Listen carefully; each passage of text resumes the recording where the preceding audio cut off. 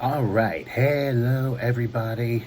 Don't have too much time today, but I thought I'd take the time to share with you some more interesting stuff since I took yesterday off, had to deal with a few things. It's crazy time, and I'm backing at you with another edition of What Drives Me Crazy for this Thursday, April the 4th. The fourth of what seems to be 40 days of rain in my area. Go figure.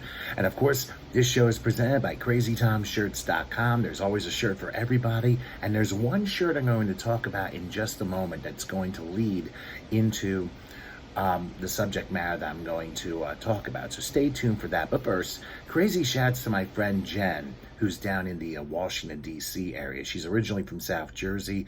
I just talked to her a couple of days ago. I don't know if any of you heard, but there were just absolutely horrendous earthquakes down in southern Japan, Taipei, Taiwan, and even the Philippines took a little bit of a hit too. And she has a lot of family from the Philippines, and needless to say, she checked on them, and thankfully everybody's okay from what I understand, but there was just a ton of damage. Earthquakes like 7.5, 7.4, aftershocks in the 6s and 5s all over. Tons of buildings leaning like the Leaning Tower of Pisa, and others have just flat out collapsed. So our prayers to everybody in the Far East that were affected by those horrendous earthquakes. We understand there were at least 9 fatalities. From last I read. I hadn't had a chance to read the article yet on any updates, but we're praying for everybody in the Far East and hoping everyone can rebuild. So hopefully, Jen, you're doing okay, and I'm glad to hear your family as well. Now, I wanted to talk about something that has been rather interesting because this is a human being doing a show. But there are going to be some days where I will be out to destroy you. Well, I'm trying to mimic Lisa Loud's robot from the Loud House because we are heading in the direction of artificial intelligence. But is it really intelligent? I know we've talked about intelligent life forms and computers and men from Mars, even going back to War of the Worlds in 1938 with Orson Welles. But now that we have artificial intelligence that has been developed exponentially. It's gone so much further than you would believe. I mean, there are AI systems on everything, on every website, on every social media platform. It's like, it makes it so much easier for people. For me, no. Because I'd rather be a human being and rather not submit to such artificial stupidity. Now, one of the shirts I have at CrazyTomShirts.com is called the Artificial Stupidity shirt. Now, if you go to CrazyTomShirts.com, if you type in the search words Artificial Stupidity, you will find that shirt. And you'll notice the vertical alliteration that I put on that shirt because it gives you my full-fledged opinion on this so-called artificial intelligence. Now, mind you, it is not related to the 2001 Steven Spielberg movie of the same name, and it wasn't one of his greater works. Let's be honest with you there. Now, the shirt I have on my website says, Artificial Stupidity Served. Now, obviously, the words on one on top of the other, and you'll notice the vertical alliteration that you'll see my opinion without needing to slap yourself on the rear end for it. But I'll mention that to you one more time before we get out of here today. But let me talk about something from an unheralded website called globalresearch.ca, which is out of Canada. And I wanted to go there instead of the Gateway Pundit today because I wanted to talk about what artificial intelligence systems are actually doing. Now, I'm going to read to you an article from a gentleman named Majmir Babachek, who wrote at the end of January this year, just about 2+ months ago. His title was, AI Systems Which Manipulate the Human Nervous System, that's thoughts, emotions, and perceptions, and derogate fundamental human rights. Now, this was something that dates back toward the end of last year with the European Parliament. So Majmir writes, on December 9th of 2023, the European Parliament published a press release where it stated that it reached a political deal with the Council of the European Union for a bill to ensure AI in Europe is safe, respects fundamental rights and democracy. The future bill is supposed to ban AI systems that manipulate human behavior to circumvent their free will. Now, according to the press release, the deputies also agreed on clear obligations with respect to AI systems used to influence the outcome of elections and voter behavior. No one and no place elaborated on those issues. In a reply to the petition of several representatives and members of the World Human Rights Organizations, the chair of the Committee of Petitions of the European Parliament, Dolores Montserrat, quoted the preparatory document of the European Parliament, which stated, and I quote, "The placing on the market, putting into service or use of certain AI systems with the objective to or the effect of materially distorting human behavior, whereby physical or psychological harms are likely to occur, should be forbidden. This limitation should be understood to include neurotechnologies assisted by AI systems that are used to monitor, use, or influence neural data gathered through brain-computer interfaces insofar as they are materially distorting the behavior of a natural person in a manner that causes or is likely to cause that person or another person significant harm." Now, those statements both address and hide the feasibility of mass manipulation of the human nervous system, that is, thoughts, emotions, perceptions, functioning of internal organs, or even causing death of people at a distance. It's evident that only when masses of people's brains are controlled at a distance, the AI system can be used to influence the outcome of elections and voter behavior by forming political opinions of voters and imposing their decision to vote for certain parties or persons. For that matter, 11 human rights organizations replied to Dolores Montserrat. Now, this was, I believe, put out in July 2023, as they were kind of like observing it in December of that year. As I continue to kind of scroll down a little bit, it states, "We are deeply concerned with your reply to the petition number 0716-2023. After studying the information on the agreement between European Parliament and member states of the EU on artificial intelligence legislation, we do not see their sincere intention to prevent the manipulation of human thinking emotions by government agencies with the use of pulsed microwaves, extra-long electromagnetic waves, or other as yet unpublished energies. This means that so far there are no measures taken to prevent the development of the European Union member states into the totalitarian regimes where thinking of citizens will be controlled by the governments using those radiations and artificial intelligence. To prevent such situation, the governments would have to declassify the technologies of remote control of the human nervous systems and create agencies objectively capable and legally obliged to disclose the abuse of human rights and democracy by AI technologies. When the governments keep them classified, they keep for themselves open the option to manipulate the minds of their citizens wherever they see fit." See that in America right now with the media, and especially social media platforms that give all these pro-Biden jumps and anti-Trump jumps. Possession of those tools will relieve them of responsibility in the face of their citizens in cases where catastrophes may happen due to the fact that they neglected dangers connected with further development of civilization. The scientific evidence proving that at least pulsed microwaves, including transmissions of cell phone systems and extra-long electromagnetic waves, can be used to control human thoughts, emotions, perceptions, cause pains, and other things at a distance. The proposal legislation, which would satisfy requirements on the political system respecting human rights and freedoms of citizens in the electronic era, can also be found. It's funny, they have the article saying, see here, see here, see here, and they do have links for that if you go to globalresearch.ca, and again, look up AI systems which manipulate as the articles.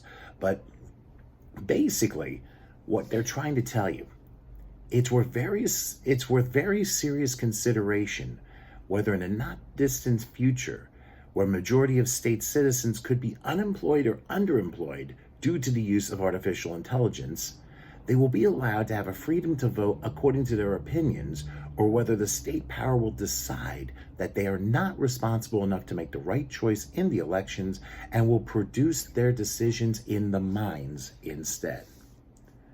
And that to me is very scary. As a matter of fact, if we go back to maybe about just over a week ago, from that same website, Peter Koenig wrote a short article called Paving a Digital Road to Hell. Now, trust me, with the advent of MySpace and then Facebook and then Twitter and then all these other social media platforms out there, they are all a danger. Even Gab, these alternative sites that don't even have an application, they can be just as dangerous. Now, excuse me, Peter Koenig wrote an article called Paving a Digital Road to Hell. Now, this is the title of a recent article in a Children's Health Defense article describing what could and might expect us with digital IDs and digital money and an all-controlling technocratic world tyranny enhanced by the World Health Organization, possibly impending pandemic treaty, and drastically modified international health regulations. And basically what they're telling you, a tyrannical road to hell it would be. Now, Peter writes, the digital ID has been approved by the European Union and is ready to be implemented by EU member countries. Now, there's no deadline set yet, but individual countries are held to conform with this mandate, though most must clear the process of applying the digital ID through Parliament. Pressure from outside, mainly the World Economic Forum, and especially those behind the World Economic Forum, the dark, powerful cult cable is almost almighty. It knows no mercy. Human rights by any measures are being violated. But why bother mentioning it? The power deciding over nation states and humanity, those who have already for years done away with national and international legal systems and replaced them by the rules-based order, apply rules serving the elite's interests at any time. The rules change according to those to whose interests are at stake at a time. In other words, they do not care. They know that in the current state of human discord, discoordination, of division and confusion, of racism, of fighting simultaneous attacks from the same powerful diabolical cult or globalist deep state on all fronts. Actually, give me 1 second. Excuse me, for whatever reason, something got stuck in the back of my throat, so I'm going to start that paragraph again. They know that in the current state of human discord, discoordination, of division and confusion, of racism, of fighting simultaneous attacks from that same powerful diabolical cult or globalist deep state on all fronts, health, climate, digital money, digital overall control, we the people are not able to resist. We have no unity. We need unity and solidarity and courage to see the enemy in the eye. This is what they believe, and we must prove them wrong. Because what's coming and what has been and is being constantly announced following the principle of predictive programming may be irreversible if we don't stop it now. We may already be on that road to hell and have not even noticed it, because they make us believe that the road to hell is paved in gold. That is thanks to the art of deception. Mind manipulation by psychos and psycho institutions like Tavistock have been studying human brain and mind functions for more than 100 years. They played with our reactions to propaganda, much like Edward L. Bernays, Sigmund Freud's nephew, the renowned master of propaganda, but just worse. Much, much worse. It seems like we're living in Orwell's 1984. Now, on this page, you'll be able to read that, and I'm going to see if maybe I can get a line or two in there. But the article continues, as the World Economic Forum's 2020 Davos Conference at the end of January 2020, Yuval Noah Harari, the Israeli historian and key advisor of Klaus Schwab's, gave a stunning speech, presenting an overview of what humanity may soon be faced with in terms of digitalization and mostly artificial intelligence. If we do not submit to a globalized one world order or one world government, it's because only a one world government can protect us from the evil intentions that lurk behind AI if management and administration of AI is left to nation states.